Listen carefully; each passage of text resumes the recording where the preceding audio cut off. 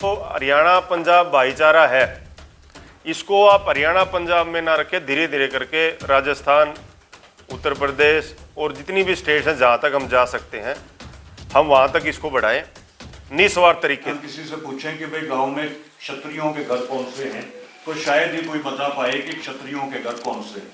कोई गांव में जाए, कोई ये कहे कि गांव में वैश्यों के घर कौन से हैं, तो शायद ही कोई बता पाए कि गांव में वैश्यों के घर कौन से हैं।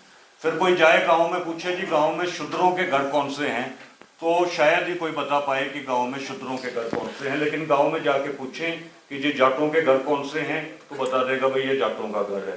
गुजरों के घर कौन से हैं, ये गुजरों के घर हैं।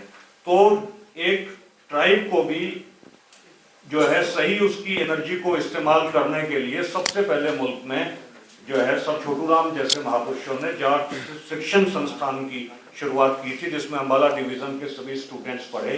वो संस्था आज भी कायम है। तो भाई चंचल नांदल जी उस संस्था के इलेक्टेड मेंबर हैं। आप अपनी बात रखेंगे। बहुत बहुत शुक्रिया। बहुत ही सम्मानित सारी सिख संगत, मेरे साथ आए रोहतक सोनीपत झज्जर के खाप प्रतिनिधिगण, भाई मनोज दुवन, आज बड़ा अच्छा लग रहा है कि पंजाब हरियाणा भाईचारे का जो एक दूसरा प्रोग्राम आज चंडीगढ़ में हुआ है। और चंडीगढ़ अपने आप में एक अहम जगह है जहां से उठाई हुई कोई भी आवाज़ बहुत दूर तक जाती है। जो विषय है उसी के बारे में कुछ बातें करेंगे। देखिए, सबसे पहले तो मैं एक बात कहूँगा कि जो हरियाणा पंजाब भाईचारा है, इसको आप हरियाणा पंजाब में ना रखें, धीरे धीरे करके राजस्थान, उत्तर प्रदेश और जितनी भी स्टेट्स हैं जहाँ तक हम जा सकते हैं हम वहाँ तक इसको बढ़ाएं निस्वार्थ तरीके से। जिस भी भाई को जोड़ना है साथ जोड़ें, कोई उसमें जाति पाति कुछ धर्म कुछ ना लें, जो जुड़ना चाहे। बहुत सारे लोग हैं जो इन जो सिस्टम अब चल रहा है इससे दुखी हैं, बहुत ज़्यादा लोग दुखी हैं। तो इसको हम, एक तो मेरा ये विचार है आप सबके सामने कि इसको हम ज़्यादा से ज़्यादा बढ़ाएं, जितनी कोशिश हो सके। हमारे भी तकरीबन नॉर्दर्न इंडिया में लोग जानने वाले हैं, हम भी उनको साथ जोड़ेंगे, वो सब मिलके जोड़ेंगे जब ये बात बनेगी। दूसरी बात अहम जो है, ईवीएम को लेके आज शुरू में ही बात उठ गई थी, कादयान साहब ने उठाई, उसके बाद वकील साहब दिल्ली से आए तो उन्होंने उठाई। देखिए, ईवीएम जो देश आज हमारे से 100 साल आगे हैं, यूरोप, अमेरिका, इंग्लैंड, उनमें 2006 में ईवीएम बैन हो चुकी है। ये रिकॉर्ड की बात बता रहा हूं मैं। और उसके पीछे कारण सिर्फ एक ही था, manipulation, man handling, hacking and misuse during elections. तो इसके ऊपर भी एक बड़ी मुहिम चलनी चाहिए। अगर हमें हम सारी बातें आज जितने बुद्धिजीवी आए थे उन्होंने करी हैं, अगर उनको हमें आगे इम्प्लीमेंट करना है तो ये एक ऐसा रोग है जिसको हमें जड़ से ख़त्म करना पड़ेगा। क्योंकि मैं हरियाणा की आपको बताऊंगा, अभी ताज़ा इलेक्शन हुआ है, जो बैलेट की वोटिंग काउंट हुई पहले आधे घंटे में, उसमें कांग्रेस पार्टी बहुत आगे थी। मैं किसी पार्टी की यहाँ इसलिए जिक्र करना पड़ रहा है कि वो रिकॉर्ड की बात है। और उसके बाद जब ईवीएम की काउंटिंग शुरू हुई तो सारा मामला बदल गया। तो इसका मतलब ये है कि हमारे पास पुख्ता सबूत भी हैं, पुख्ता चीज़ें भी हैं कि ईवीएम पे चुनाव होगा तो चुनाव का प्रारूप भी कुछ और होगा। अगली बात जो मैं कहना चाहूँगा कि जब अगर कोई आंदोलन हमें चलाना, मान लीजिए ईवीएम को लेके चलाना है उदाहरण के तौर पे, तो जितनी राजनीतिक पार्टियां हैं, उन विपक्षी राजनीतिक पार्टियां जो इस मुद्दे से जुड़ना चाहें उनको भी साथ जोड़ना चाहिए हमें, क्योंकि उनके पास ऑलरेडी एक संगठन है और वो भी इस चीज़ से दुखी हैं। और साथ ही अगर ये बात किसी तरह सिरे नहीं चढ़ती तो एक बहुत बढ़िया रास्ता है इसका कि हमें इलेक्शंस का बॉयकॉट कर देना चाहिए। जब हम वोट डालने जा रहे हैं, जहां हम डाल रहे हैं वहां वोट जा ही नहीं रही हमारी, तो वोट डालने का फायदा क्या है? उनको ये कह दो भाई तुम ही लड़ लो, भाई वोट तुमने डालनी है तुम ही लड़ लो, क्या जरूरत है, हमारी वोटिंग की तो जरूरत है ही नहीं कहीं।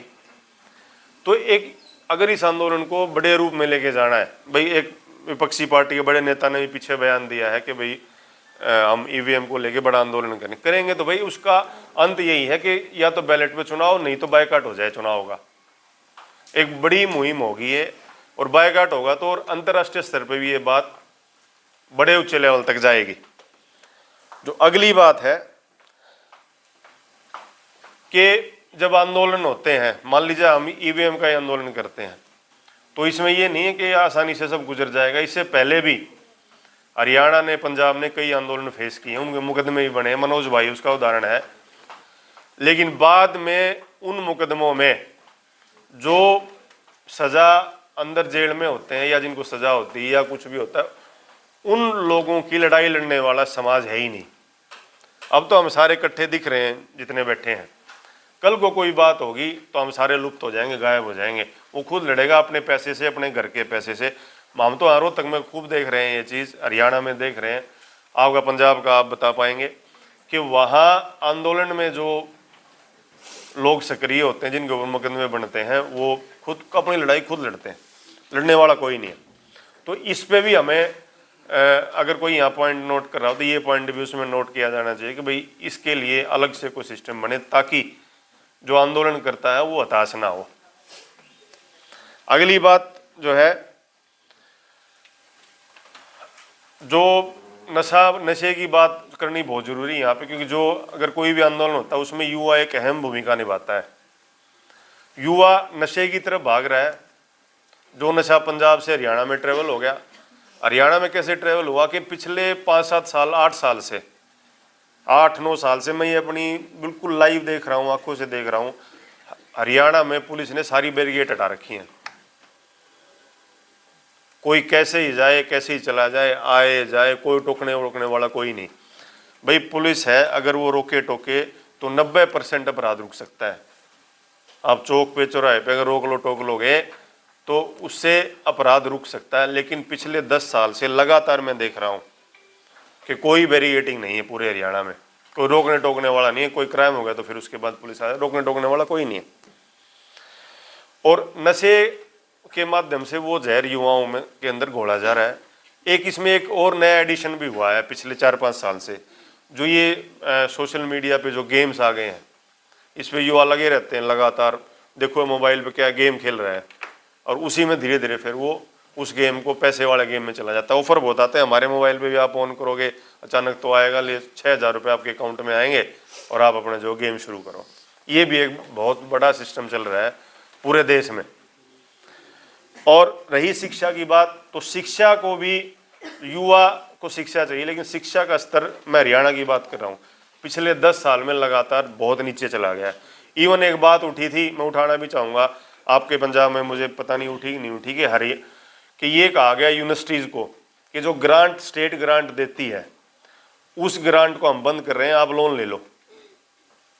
तो लोन लेना मतलब ये कि उसको 2, 3, 4, 5 साल में नुकसान में दिखा देंगे, नुकसान में दिखा के यूनिवर्सिटी को, संस्थान को बेच देंगे। तो ये एक बड़ा कुठाराघात जो पूरे सिस्टम पर हो रहा है।